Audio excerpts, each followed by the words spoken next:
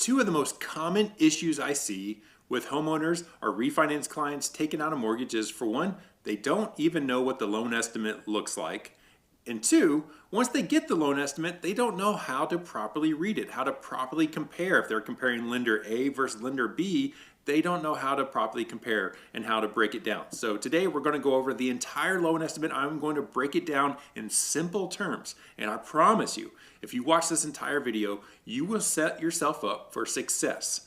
It's impossible if you watch this video to not know what you're looking at for a loan estimate. And this could potentially save you thousands of dollars by picking the right lender or not seeing something that was hidden or confusing or whatever. So let's take a look. And we're going to start this loan estimate. How do you know you're looking at a loan estimate? Well, right up here at the top, it literally says loan estimates. Now, it can be confusing because I've had clients send me, they're working with a previous lender or something, they'll send me over what they think is the loan estimate, but it's actually a cost worksheet or an initial fee worksheet. It kind of looks similar, it's usually one page, but these things, they even say at the top, if you look at it, hey, this is not an official loan estimate, get an official loan estimate. So that is not binding.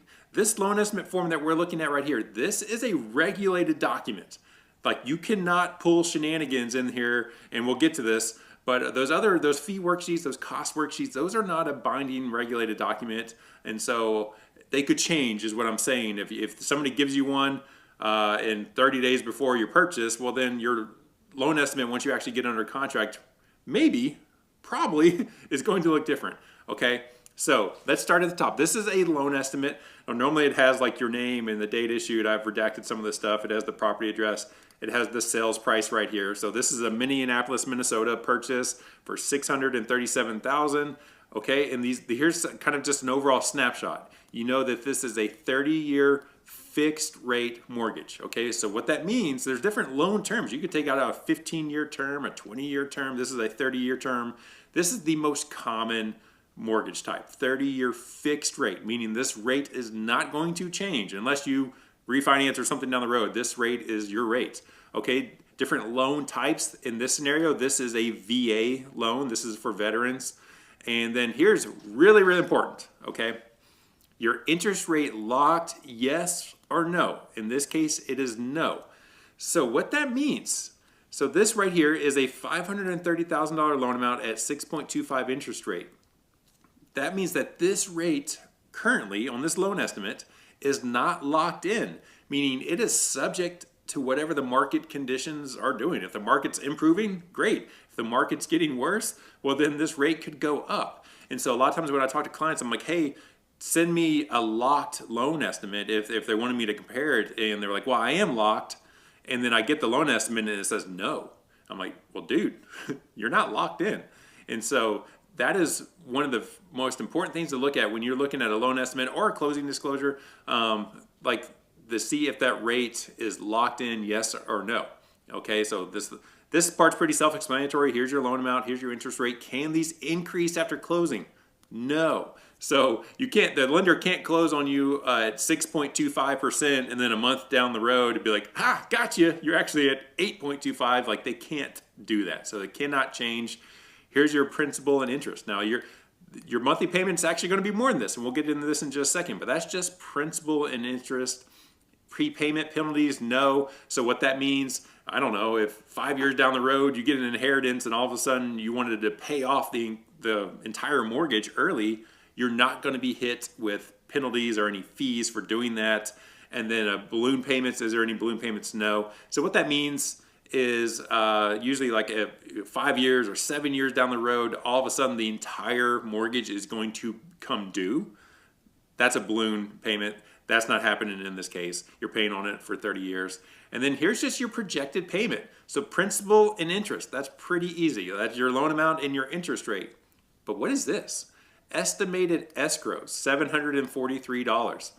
So for a total payment of $4,006. Now this is a VA loan, so there is no mortgage insurance. On a conventional loan, this is where that would show up right there. If you're putting less than 20% down, then there is mortgage insurance. You'll hear lenders say like MI, mortgage insurance, that's what they're talking about, PMI. And so what is involved in that escrow? Well, right here it shows you it's collecting property taxes and homeowners insurance. Yes, they're in escrows. Now, if this property had homeowners association dues, it would be listed right here under other, but you do not escrow those. So you'll hear lenders say PITI, principal, interest, taxes, insurance. That's all going into this monthly payment right here, okay? And then if you scroll down, estimated cash to close, we're going to get into a breakdown of what that looks like on the second page. Estimated closing cost, and then estimated cash to close right here. So that's including the down payment, the closing cost, and then subtracting any type of credits. If you're getting a lender credit, if you're getting seller credits, another way of saying that is seller concessions, those will be subtracted. It's all broken down on page 2, and then the sum of it all rolls up into this cash to close. Okay, so here's the second page. And the most important part, in my opinion, is right here, section A, which is the origination charges. Okay, this is how you properly compare lenders and rates if you're comparing, because this section A is the only section that me as the lender controls. And all the other fees that we're going to get to, these are like third-party fees that are roughly going to be the same no matter who you use. But if you're comparing, if this client sent me over and said, hey, I got 6.25% interest rate, well, that's like equivalent, is it good? That's a common question. Hey, I got quoted X rate, whatever it is it good or bad? I'm like, well, I don't know. That is half the equation. That's like me telling you, hey, I ran 5 miles. And you're like, hey, 5 miles, that's pretty good. Assuming that I ran it all at once, but then I tell you, well, I ran it over the course of a month. 5 miles over 30 days. You're like, well, that's not really as impressive anymore now that I see the whole picture. So this is the whole picture when you're looking at a loan estimate right here in section A. So if there were discount points associated with that rate, well, then that's a different story, okay?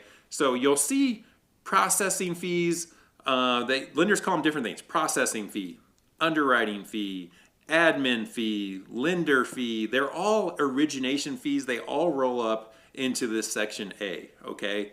So, these range anywhere from typically $800 to $1,800. It just depends on the lender. And then discount points. When I said earlier, discount points are fees you're paying up front to lower your interest rate, okay? So a discount point is you're not getting a discount. You're actually paying money up front, betting that the rate is going to make sense. And so when you're looking at discount points, it becomes a break-even analysis. So in this example, this is what we call like the par rate, meaning there are no discount points. This 6.25 has no discount points, okay? If say you were, I'm just making this up, you were like, well, what does 5.75 look like? And it was going to cost, $4,000 to get a lower interest rate, and it was going to save you $200 a month. So the way to look at this is, well, I'm spending $4,000, I'm saving $200. That is a 20-month break even. So I am going to break even after 20 months, almost 2 years with this interest rate. Does that make sense? Well, if your plan is to sell the home a year and a half from now or whatever, it's not, no, you're not going to break even. Like, don't buy down the rate because you're not going to recoup that money. And so that is the way to properly compare. If you take anything from this video, when you're looking at a loan estimate, section A is the most important, one of the most important when you're comparing lenders, okay? Because that's what we compare, and then you got to write down here if there were any, there's not in this case, but if there were any, let me get on the right tool, any lender credits, okay? You need to factor that in as well. Okay, so that's section A. Section B, C, D, all these other ones we do not control as the lender. So in section Bravo, services you cannot shop for. So these are appraisal, credit report, flood certificate. These are pretty standard things that are coming no matter what. And this appraisal fee is going to be based on where you live. And especially with the VA. The VA actually dictates by county how much the appraisal fee is going to be. So some areas at $575, some areas at $600, some areas at $675. I think Washington State right now is like $850, I want to say. So it depends on like what type of property and what the county is. But Section B, that should be roughly the same no matter the lender. And then Section C right here, services you can shop for. This is typically all your title insurance fees, as you can see right here. Title insurance, premium, title settlement fee, title search. So we do not control the title company as the lender. You're free to use whatever title company you want to use. Now, if you're taking on a mortgage, you have to have lender's title insurance. And usually that is the bulk of your closing cost. Okay, so you're going to see these right here, this pest inspection fee on a VA loan. Most states require a pest inspection, which is a wood destroying insect inspection. Another way of saying termite inspection. So you know these are not mandated on other loan types, but on this example, on a VA loan, you have to have it, depending on the state that you're in. And so that rolls up, and then section delta right here is just summing up these Alpha, Bravo, Charlie, ABC sections. Okay, now let's move over to Section E. These are state and government fees. We do not control them as a lender. And so in this example, we were in Minnesota where they have transfer taxes, pretty decent transfer tax. So that is something that you have to account for. And if your lender is not accounting for it and they're arbitrarily making your cash to close look lower, you need to look out for that, okay? Like I live in Texas. Texas doesn't have transfer taxes, but some states do. So you need to be looking out for those transfer taxes. These are paid to the county. They are not paid to the lender. These are going directly to the county or the state. But just make sure that the lender you're working with is not arbitrarily lowballing all these fees, and which goes into my next section, Section F. It prepaids and your initial escrow payment in Section G. I've seen lenders arbitrarily, whether on purpose or not, lowball these fees and these insurance and these taxes to make the closing costs look lower, to trick people into thinking that their loan estimate is more competitive. Okay, so you can look up, I mean, the counties publish their property taxes. So let's pretend, especially here in Texas where our property taxes are actually high, it's not uncommon to have, you know, a $400,000 or $500,000 home have $6,000, $8,000 a year in property taxes. But if the lender, if they put on here that the property taxes were $3,000 a year, well then of course that makes your cash to close and your monthly payment look less. But in reality, it's going to be more, and you're in for a rude awakening once that if that happens. So just be very cognizant of that. In this example, that it's not happening, but anyways, I wanted to put that out there. But another common question I get is, hey, why are you collecting insurance twice? Well, here's the reasons why. In Section F, prepaids, homeowners insurance premium, 12 months.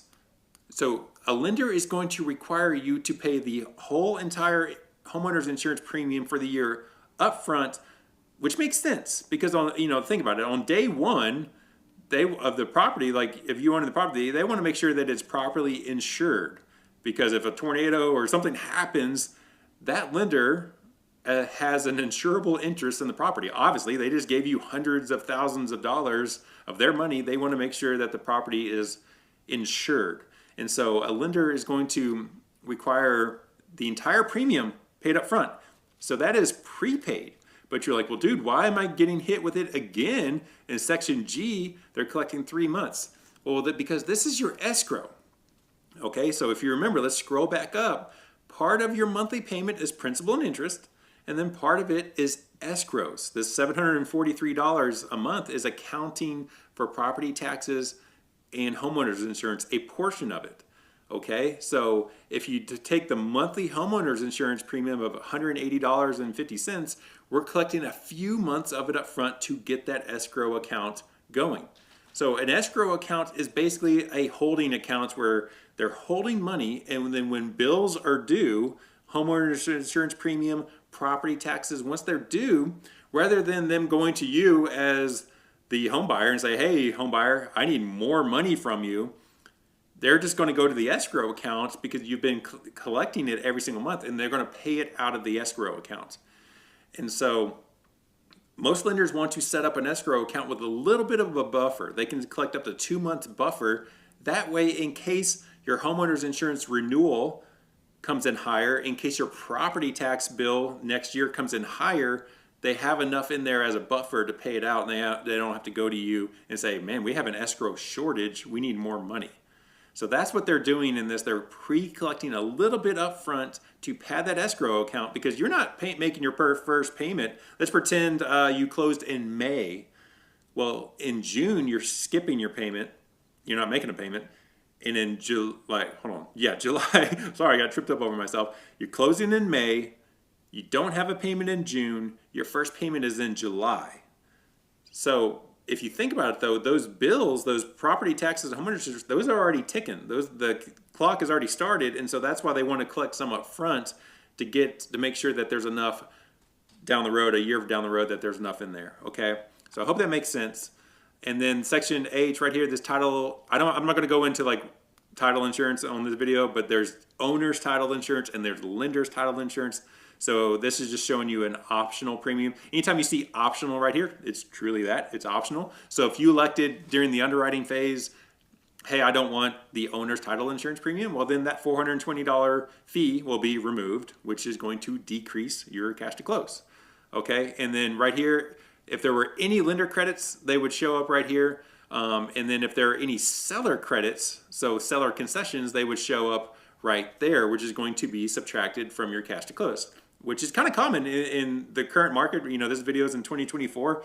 If the seller was like, hey, buy my $500,000 home and I'll give you $10,000 seller concessions, seller credits toward your closing costs, well, this is where they'd show up. And heck, in this example, that would pretty much subtract out all your closing costs. I mean, so that's kind of a common scenario, especially for first-time home buyers or home buyers that don't have as much assets. They're kind of struggling. They have great credit, they have great income, they just don't have quite enough cash for the cash to close. Well, then seller credits is pretty common. And so that is what you're looking at for a loan estimate. You have to be looking at the whole entire picture, not only just the rate, right? Everyone likes to focus on the rate when they come up here and they just want to know about, hey, what rate did you get? What rate did you get? That's half the equation.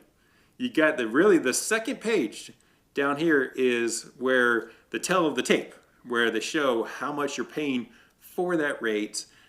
Is the lender properly collecting taxes? Are they properly collecting insurance and not lowballing it to make their loan estimate look more competitive?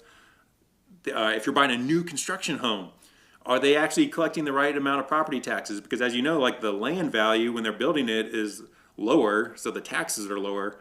You want to make sure that the lender is collecting the right amount, because you are in for a rude awakening next year once the county assesses the correct value. So these are all the things that you need to look at. Me and my team, we're here for you. If you want us to take a look at a loan estimate, send it over. I'll be straight up with you. If I think it's smoking, I'm like, dude, this is legit, I will tell you. If I think that we can do better, then I will tell you that as well. I don't want to waste your time. I don't want to waste my time. So I hope you took something from this. If you have any questions, please reach out.